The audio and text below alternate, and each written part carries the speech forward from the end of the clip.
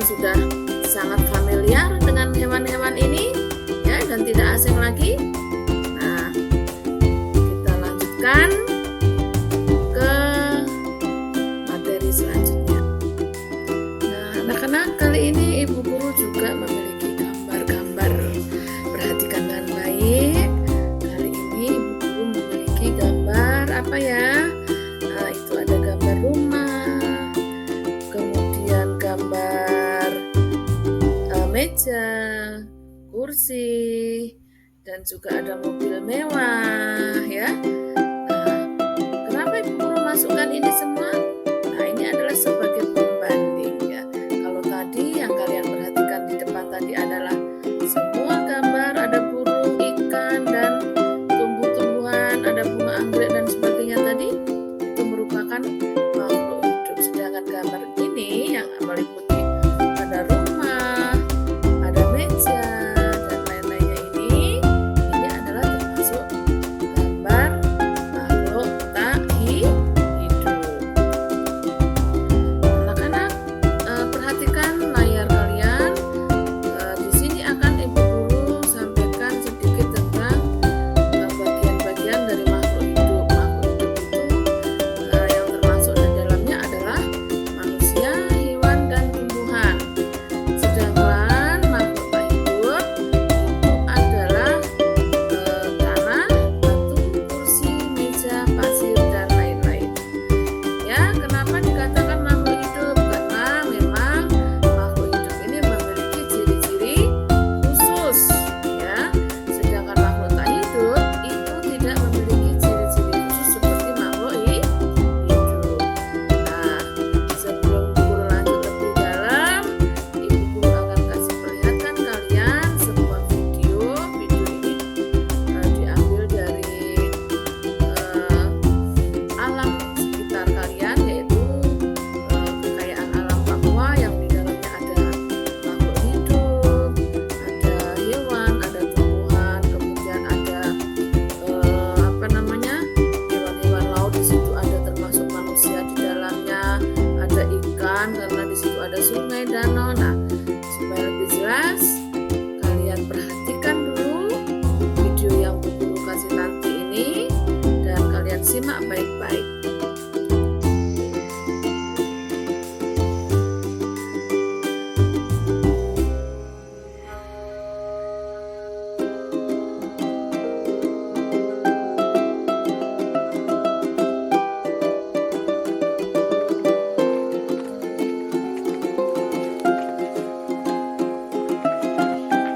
Anak-anak, sekarang kami sudah di hutan kita. Kenapa kita mau datang seperti ini? Supaya kalian tahu ke depan kita.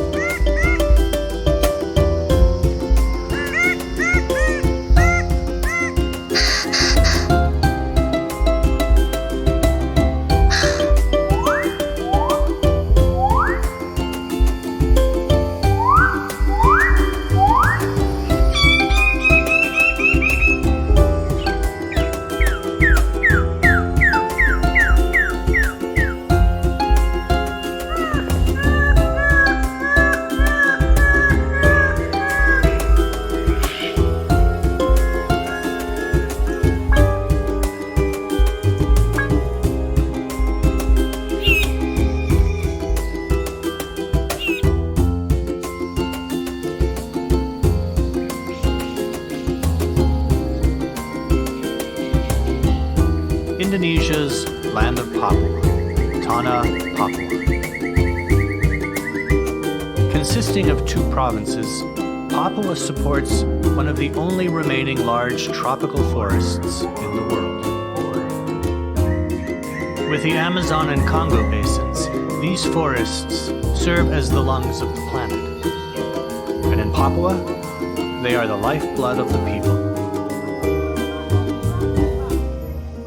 Dan yang terutama yang membuat saya sangat terkesan itu karena hutan di Papua itu memberi banyak kehidupan untuk masyarakat di Papua.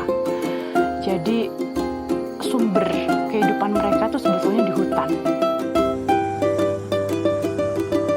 Papua's geography contains a variety of ecosystems: coasts, mangroves, forests, and mountains that supports roughly half of Indonesia's biodiversity. Over 600 species of birds are found in Papua, including the birds of paradise, many of which live nowhere else on Earth. Dan untuk saya belum di Papua, apalagi Cendrawasih itu sangat luar biasa, sangat unik, sangat cantik, nggak bisa dilupakan. The birds of paradise are icons of Papua's biodiversity.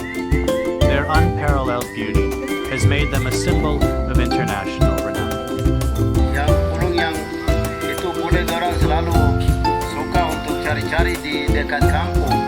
Kita dengar ini suara tuh, kita dengar suara kalau kita jalan pagi dengar suara langsung kita jalan pasti aku suara itu baru ketemu dia punya sarang. Global interest in Papua's bird life is leading to increased opportunity for wildlife tourism, bringing newfound economic benefits to local communities. Burung-burung yang seperti kakatua raja, kakatua putih, rangkong, makan bisa yang main di sini, main di tanah. Kita jalan lagi ketemu ini parotia, oh ini tempatnya main parotia.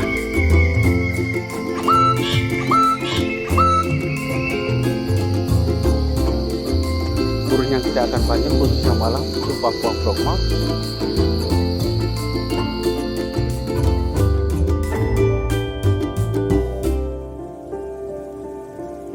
Banyak selukei lewo utani no sop tu kei memnya mem tuma wencap tuma arane no ne bisa punya tumi tia ice punya tun cita jam tice punya tu hom tu no ko indamnya tu hom tu no kei ice.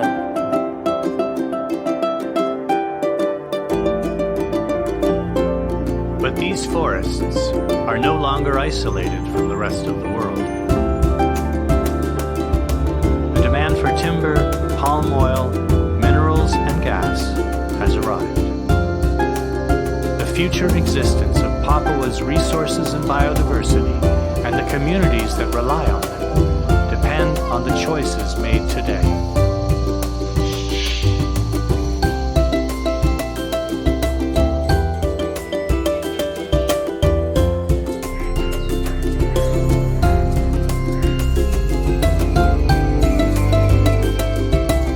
Governments of Papua and West Papua are bringing together non-government, community, academic, and religious partners to create a sustainable pathway for development.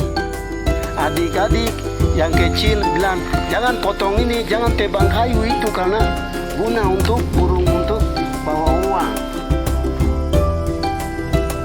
There are plenty of examples of ecosystems destroyed by overexploitation. With its forests still intact, Papua has the opportunity to develop in a way that allows both its people and its environment to thrive. Keindahan yang di Raja Ampat khususnya di Sapor Grand itu sangat indah sekali. Recent successes in the marine environments of the Raja Ampat region of West Papua show that development and conservation can go hand in hand. Within the forests, local leaders are organizing their communities with similar goals.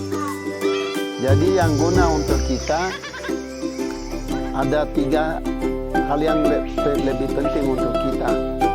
1, hutan. 2, konservasi. 3, pariwisata. Yang penting kita jaga burung baik-baik. Mereka lihat jawang itu langsung. Ini mereka kasih di ini kita punya kampung. The forests, the birds, and the communities make this region unique replaceable. Kalau hutan di Papua harus hancur, masyarakat di Papua itu sudah tidak punya apa-apa lagi. Jadi kehidupan mereka dan harta mereka itu adalah di hutan. As the lungs of the planet, tropical forests are an important buffer against our changing climate. If Papua's ecosystems are degraded, the effects will be felt not just locally, but across the world.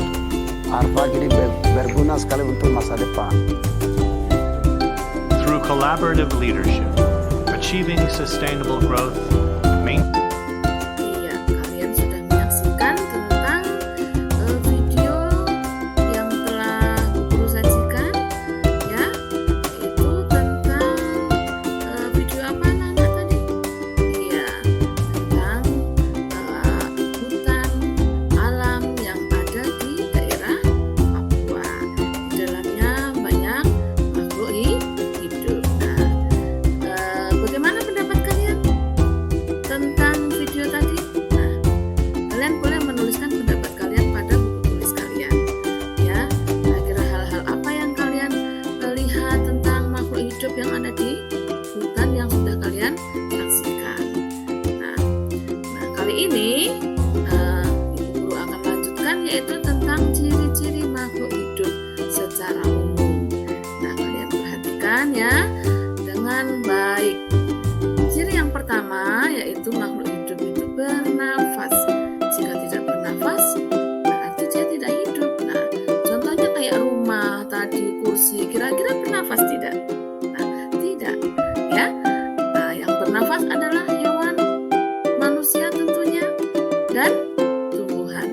Nah, yang kemudian bergerak. Nah, manusia, hewan, tumbuhan itu bergerak. Ya. Kemudian berkembang biak. Nah, berkembang biak itu bagaimana? Berkembang biak itu menjadi banyak, ya, menjadi banyak. Kalau tadinya cuma satu, misalkan punya ayam satu pasang, akhirnya dia bertelur, kemudian telurnya menetas menjadi anak ayam. Nah, itu berkembang biak. Kemudian selanjutnya adalah dapat tumbuh dan berkembang. Nah, dapat tumbuh dan berkembang. Ini yang dari tadinya kecil menjadi besar, ya. Yang tadinya pendek jadi tinggi, yang tadinya kurus jadi gemuk. Nah, ini adalah tumbuh dan berkembang. Kemudian makhluk hidup itu juga membutuhkan makan dan minum. Ya, semua makhluk hidup membutuhkan makan dan minum. Karena kalau tidak makan dan tidak minum akan mati. Ya. Nah, selanjutnya adalah peka terhadap rangsang. Peka terhadap rangsang itu dia merasakan setiap sentuhan. Nah, coba kalian praktekkan. Kalian cubit pelan kalian punya tangan, kira-kira rasakah tidak? Ya, ya, rasa ya. Nah, kemudian mengeluarkan zat sisa. Nah, zat sisa ini diperoleh dari apa yang makhluk hidup itu makan dan minum. Jadi tubuh itu akan menyerap makanan yang dia sudah butuhkan, kemudian sisanya baik itu yang dalam bentuk cair, dalam bentuk gas, baik itu yang padat harus dikeluarkan. Ya, contohnya apa, Bu? Keringat, kemudian kencing, ya, dan yang lainnya itu harus dikeluarkan. Karena kalau tidak dikeluarkan akan menyebabkan racun. Ya, racun di dalam tubuh. Kalau sudah ada racun, berarti kan tubuhnya nggak sehat ya. Nah, ini harus dikeluarkan zat-zat sisa ini. Nah, yang terakhir adalah beradaptasi. Apa itu guru beradaptasi? Beradaptasi itu adalah penyesuaian atau menyesuaikan diri dengan lingkungan. Ya,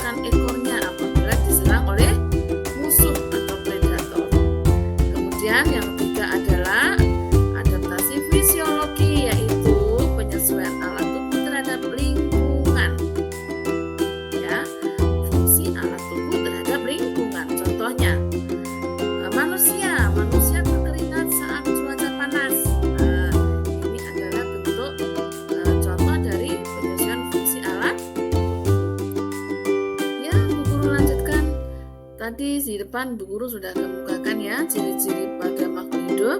Nah sekarang akan Ibu Guru perjelas lagi yaitu ciri-ciri khusus pada hewan dan manusia. Nah nanti juga akan ada ciri-ciri khusus pada tumbuhan. Nah jadi supaya nanti apa? Kalian bisa membedakan. Oh ciri khusus hewan itu dan manusia seperti ini. Ciri khusus pada tumbuhan seperti ini. Nah langsung saja. Yang pertama ciri-ciri khusus pada hewan dan manusia itu hampir sama ya, yaitu bergerak. Nah, tadi sudah dibahas di dalam bergerak secara aktif atau dapat berpindah tempat. Dan dimaksud seperti itu ya. Nah, kalau mobil tadi kan bisa bergerak tapi digerakkan. Nah, itu bedanya. Kemudian tidak dapat memproduksi bahan makanannya sendiri. Jadi hewan dan manusia itu berperan sebagai konsumen di dalam ekosistem atau heterotrof. Hewan dan manusia mendapatkan zat organik dari produsen atau konsumen lain yang menjadi mangsanya. Berdasarkan jenis makanannya, konsumen itu dikelompokkan sebagai berikut. Ada pemakan tumbuhan, disebut apa? Herbivora. Kemudian pemakan daging disebut karnivora. Ya. Kemudian yang terakhir adalah pemakan tumbuhan dan daging seperti manusia ya. Itu adalah omnivora ya. Sedangkan ciri-ciri khusus pada tumbuhan, yang pertama adalah tumbuhan itu tidak bisa bergerak secara aktif atau berpindah tempat, tapi dia bergerak, yaitu mengikuti sinar matahari. Nah, yang kedua yaitu dapat memproduksi bahan makanannya sendiri. Ya, pada tumbuhan itu bisa memproduksi makanannya sendiri melalui cara fotosintesis. Nah, zat makanan yang terbentuk dari proses fotosintesis digunakan oleh tumbuhan sebagai bahan makanannya sendiri. Sedangkan sisanya disimpan sebagai cadangan makanan dan dimanfaatkan oleh hewan dan manusia. Kemampuan tumbuhan membuat makanan sendiri menjadikan tanaman sebagai produsen di dalam ekosistem. Nah, anggota ekosistem lainnya seperti hewan dan manusia sangat bergantung terhadap keberadaan tumbuhan. Jika tidak ada tumbuhan, maka kelangsungan hidup organisme lain akan terganggu. Nah, anak-anak, sekarang Ibu Guru memiliki lembar kerja. Nah, lembar kerja ini sederhana sekali. Ya, kalian sudah sering mengerjakan lembar kerja dalam bentuk seperti ini. Nah, bentuknya adalah peta pikiran dalam bentuk diagram Venn. Ya, diagram Venn. Perhatikan, di situ Ibu Guru memiliki 3 buah ruang atau 3 tempat yang terdiri dari 2 lingkaran yang tergabung sehingga memiliki 3 ruang. Yang pertama yaitu kalian tuliskan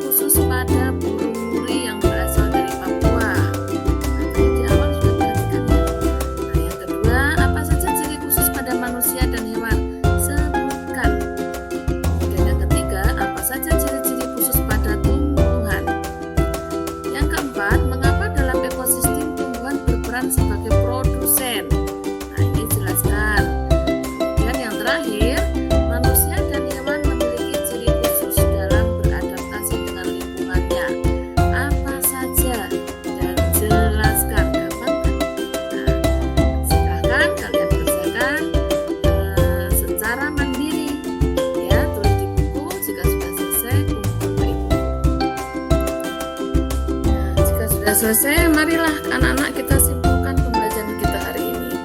Ya, yang pertama, kalian sudah dapat menganalisis ciri-ciri khusus makhluk hidup dengan tepat. Yang kedua, kalian sudah bisa menganalisis dengan tepat tentang cara makhluk hidup menyesuaikan diri dengan lingkungan. Dan yang ketiga, peserta didik dapat membuat peta pikiran dengan benar tentang ciri-ciri makhluk hidup dalam berkembang. Yang terakhir, kalian sudah mengetahui hubungan antara ciri khusus makhluk hidup dengan lingkungannya secara benar.